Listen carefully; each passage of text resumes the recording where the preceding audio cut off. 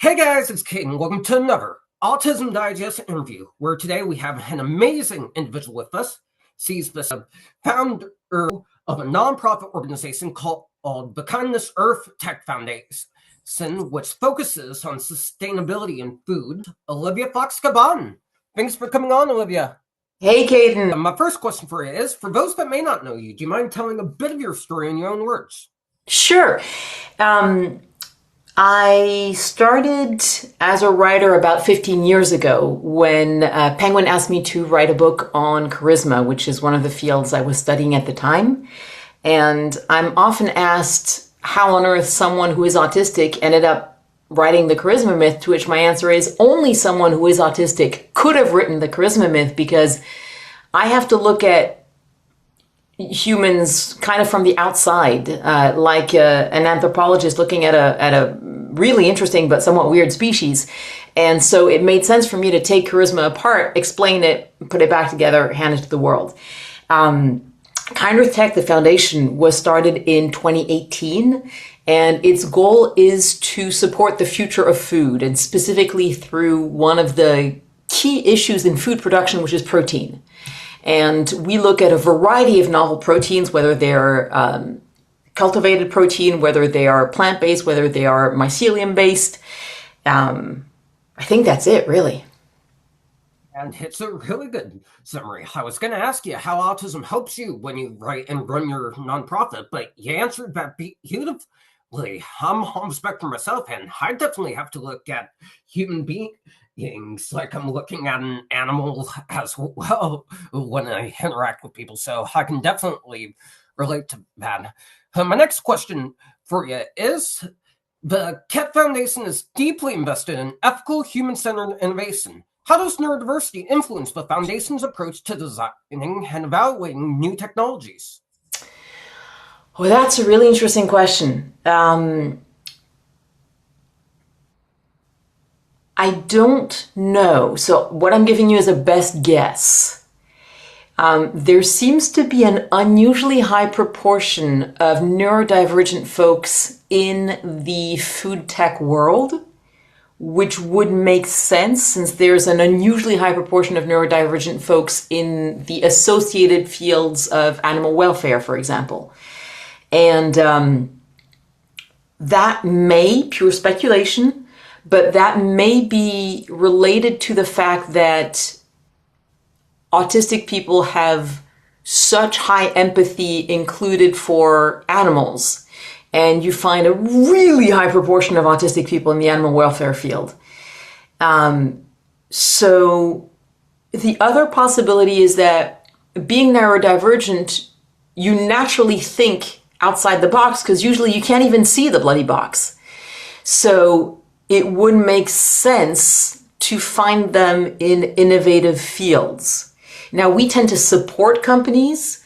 The only thing that we design are the events to bring them together. But if you look at the very first event that we put together, it was an innovation in and of itself, because up until then, the industry had only had a specific kind of events, which was really expensive, pay to play, panel-based. So you always had the same people saying the same thing for a very high amount of money. Students couldn't attend, entrepreneurs couldn't attend. We wanted to explode all that. And so we put together the Alternative Protein Show, which really changed the game in terms of how the alternative protein world and the food tech world connected, which segments of the population it reached.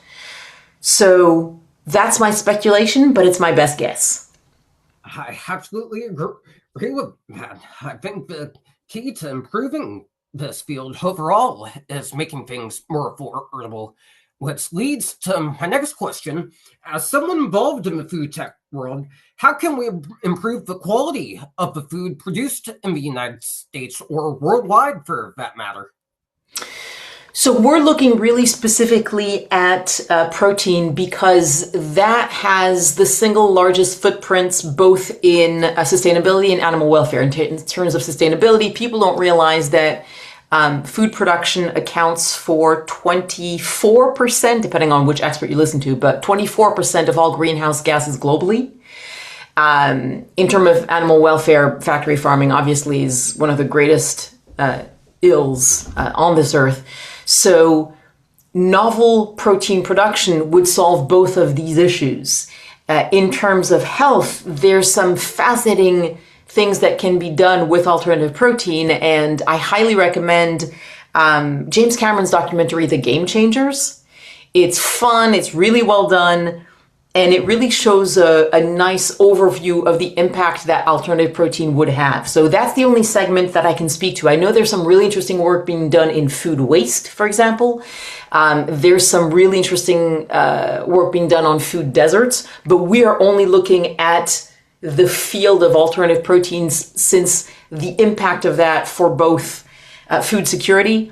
There are some countries like Singapore that have virtually no natural resources in terms of food production, and the industries that we are supporting would solve that theoretically forever, because of the specific ways in which alternative proteins are produced, whether they're plant-based, mycelium-based, or cultivated. You don't need vast tracts of land. A single big building with access to easy and cheap electricity is essentially the ideal environment. I think that's the best answer I can give you.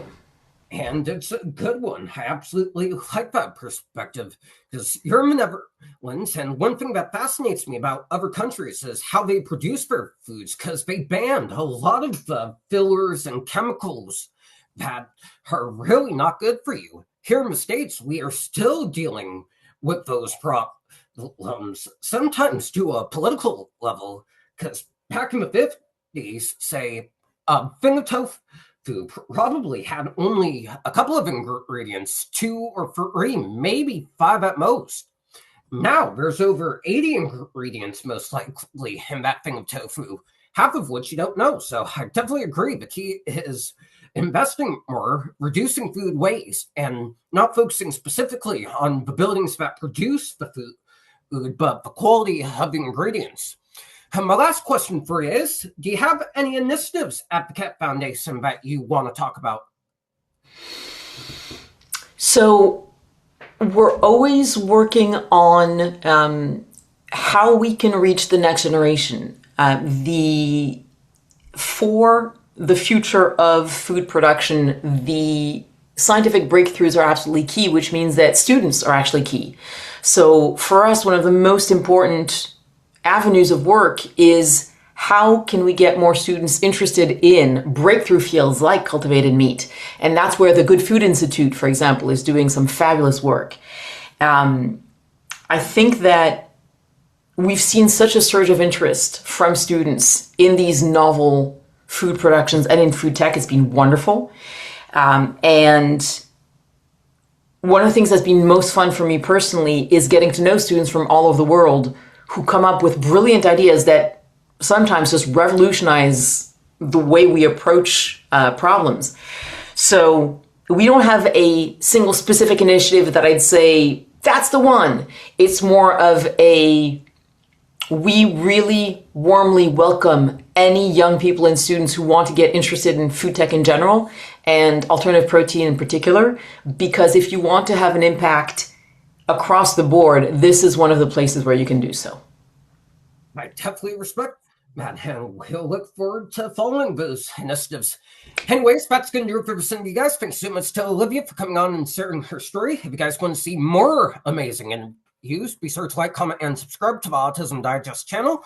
Pick up a copy of our latest issue, which looks something like this. You can get it by going to autismdigest.com, and stay tuned for the audio file of this interview to be posted on our Spotify. Thank you so much for watching, and we'll see you in the next one.